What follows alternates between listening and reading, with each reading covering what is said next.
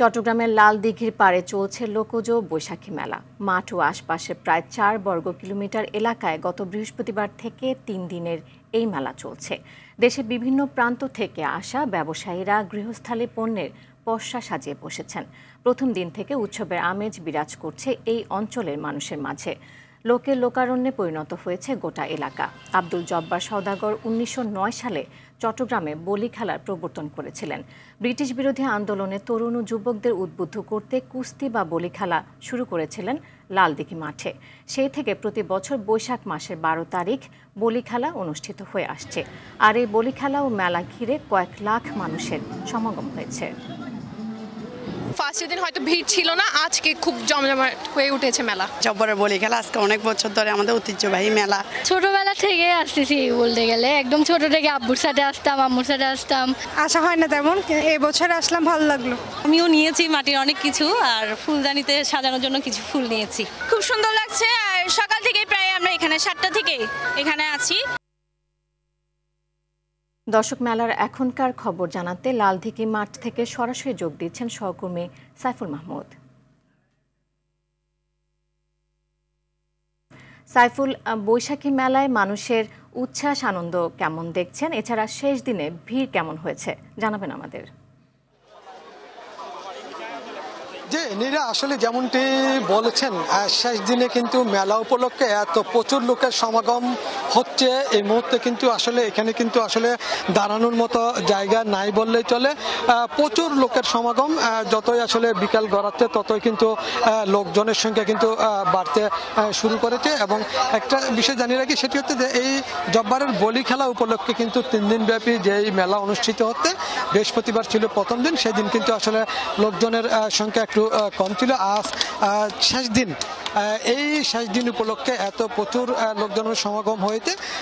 যারা মেলায় আগতরা আসছে তারা জানালো আসলে যেহেতু একই জায়গায় একটা মেলার মধ্যে সব ধরনের জিনিসপত্র পাওয়া যায়, সেই জন্য তারা মেলায় এসেছেন এবং তারা যেটা প্রত্যাশা করেছেন সেটা কিন্তু তারা পেয়েছেন। এবং এই মেলাতে আসলে প্রায় আমরা কথা বলেছিলাম আয়োজকদের সাথে, তারা আমাদেরকে জানালো আসলে এইখানে টোটাল 7 থেকে 7,500 স্টল বসেছে এবং বেশ কয়েক লাখ মানুষ কিন্তু মেলায় ইতিমধ্যে সমাগম ঘটেছে এবং অনেকে কিন্তু এখনো আসতে শুরু করেছে। এবং আমরা এই মুহূর্তে যেখানে দাঁড়িয়ে আছি, ঠিক লালদিঘির ময়দান থেকে ঠিক 3 কিলোমিটার দূরে কিন্তু আমরা অবস্থান করছি। এই 3 কিলোমিটার দূরে কিন্তু প্রচুর লোকের সমাগম ঘটছে এবং এখানে কিন্তু বলার মতো না যে আসলে এত বেশি লোকজনের সমাগম ঘটেছে।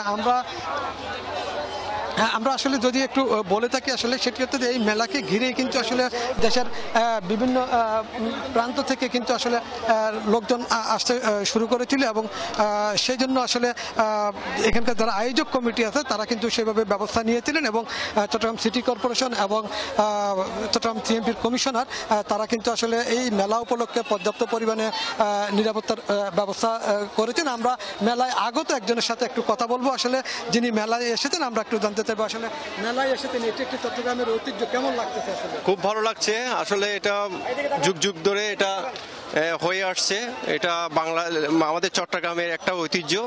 এই মেলাকে ধরে রাখার জন্য আমাদের সর্বস্তরের নাগরিক সমাজ সবাই এগিয়ে আসা উচিত, এই আর কি।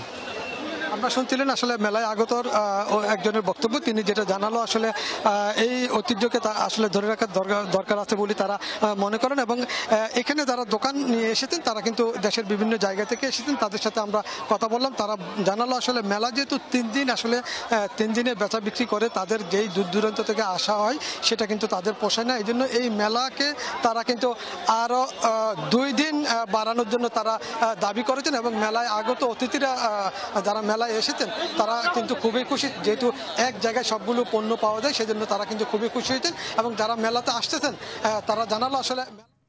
সাইফুল, আপনাকে অসংখ্য ধন্যবাদ আমার সাথে যুক্ত হওয়ার জন্য।